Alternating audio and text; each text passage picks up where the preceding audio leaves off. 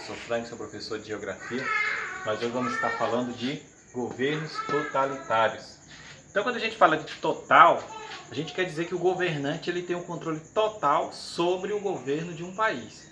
Então, aquele líder, aquele político, chefe, ele controla a economia, ele controla a ideologia, ele controla a educação. Então ele é um líder que ele age com mãos de ferro sobre o controle de uma população. Ele não aceita que outro poder moderador que outro poder inferior possa estar agindo ou interferindo nas decisões que são tomadas por um líder. Ou seja, uma única pessoa tem o controle total da economia de um país, do modo de vida, ele controla tudo. Então isso é governo totalitário.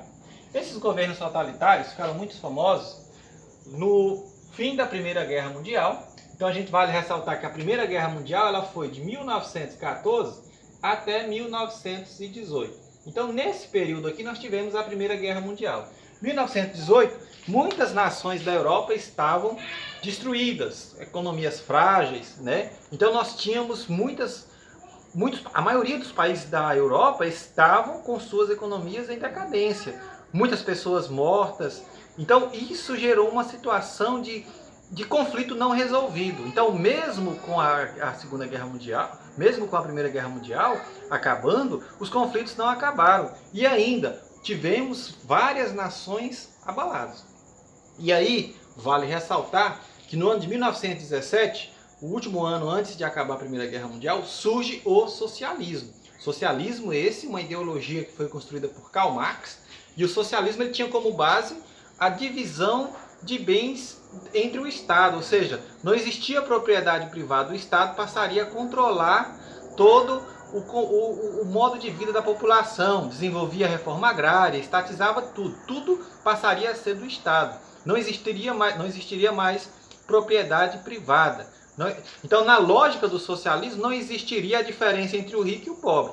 Então, isso começou a aguçar entre outros países. Muitos países acreditavam que o socialismo acabaria com o problema da desigualdade social, da miséria, da fome. Então, o socialismo, naquele período, era disseminado por várias partes da Europa e isso levava muitos países a acreditar que o socialismo resolveria a situação.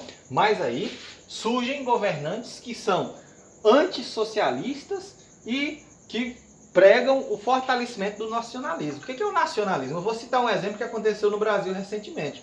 Quando o Bolsonaro ganhou, o que ele pregava de ideologia era as pessoas vestirem a bandeira do Brasil, verde e amarelo, fortalecer o sentimento de amor à pátria.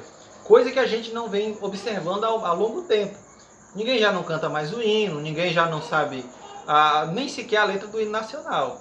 E a gente não tem nem sequer o prazer a gente não coloca uma bandeira do Brasil do lado de fora da nossa casa, a gente não veste uma camisa que tem a cor da bandeira, coisa que é muito forte nos Estados Unidos. Você pode observar que agora nos Estados Unidos, com a eleição, para todo lado você via a bandeira dos Estados Unidos. Isso é sentimento nacionalista. Então os governos totalitários eles queriam reforçar o sentimento nacionalista e o antissocialismo. Eles eram totalmente contrários ao socialismo. Eles eram políticos de direita, políticos conservadores, políticos que não queriam a existência do socialismo em suas nações. Então, os governos totalitários se desenvolveram entre os anos 20 até os anos 50. Nós vamos iniciar com o primeiro governo totalitário que existiu no mundo. Foi o governo fascista lá na Itália. Então, o fascismo foi o primeiro movimento totalitário que existiu na Europa. Desenvolveu a partir dos anos 20. O seu grande líder era Mussolini e tinha como principal característica agir com mãos de ferro, né? Então, intervia matando os inimigos, todas aquelas pessoas que eram contra o sistema de governo eram matadas.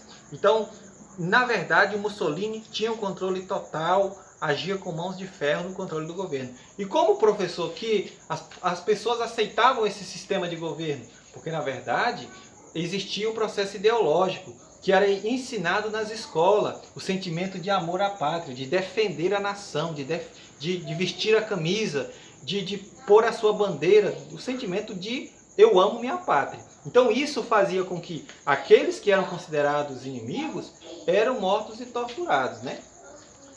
O movimento totalitário o governo totalitário mais famoso que já existiu na história foi o nazismo. Então o nazismo foi o governo da Alemanha, de Adolf Hitler. Então foi instituído a partir dos anos de 1930. Hitler era um soldado alemão, foi preso. Durante o tempo que estava na prisão, escreveu um livro que foi a base do nazismo. Ele era um político do governo, ele era um político do governo socialista, do Partido Socialista, mas ele era totalmente contra o socialismo. E aí, o que acontece? Hitler tinha um grande poder de persuasão. O que ele falava, a população acreditava. Então, aos poucos, ele foi se desenvolvendo como um grande líder, até nos anos 30 se transformar no primeiro-ministro do governo alemão. Então, Hitler agia também com mãos de ferro, tinha como principal característica a chamada raça ariana. O que é a raça ariana? Pregava que os alemães eram a raça superior, que as raças inferiores tinham provocado a derrota da Primeira Guerra Mundial. Se eles não tivessem raças inferiores dentro da Alemanha, provavelmente eles teriam ganhado a Primeira Guerra Mundial. E a Alemanha foi considerada a grande derrotada da Primeira Guerra Mundial. Então o que Hitler fez? Ideologicamente, ele implantou nas escolas o seu livro passou a ser uma cartilha e a população passou a acreditar naquela ideologia nazista de Hitler. Então, ciganos, homossexuais, negros, principalmente judeus, eram exterminados, eram mortos, porque ele acreditava que se ocorresse uma lavagem racial, retirasse as raças que para ele era inferior, a Alemanha se tornaria uma grande potência mundial. Que raças eram inferiores? As raças que não eram totalmente arianas, que não eram totalmente alemã. Então o alemão é uma pessoa branca, grande, olhos claros, cabelos lisos, pessoas de grande porte. E as pessoas que não eram consideradas alemãs eram exterminadas. Logo após o período pós-Primeira Guerra Mundial, foi descoberto o chamado Holocausto. Foi o extermínio de 6 milhões de judeus. Mais de 6 milhões de judeus perderam suas vidas nos campos de concentração da Alemanha.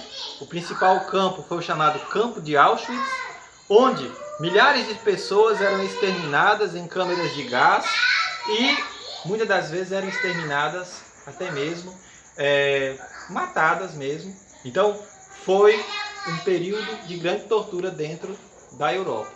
Então nós tivemos esses dois grandes movimentos. Forte abraço, valeu. Falou.